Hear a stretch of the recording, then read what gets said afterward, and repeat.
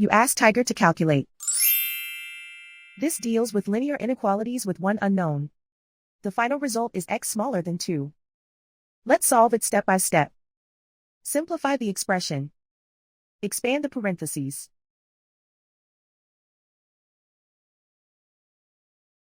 Simplify the arithmetic.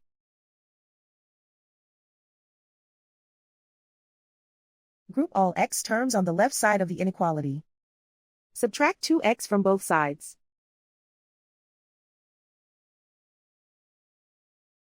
Simplify the arithmetic.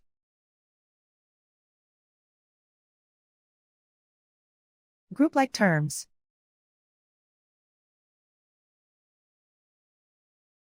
Simplify the arithmetic.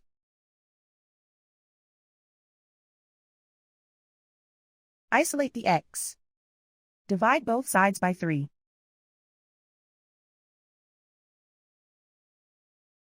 Simplify the fraction.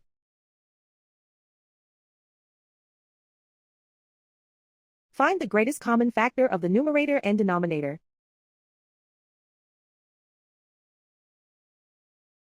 Factor out and cancel the greatest common factor.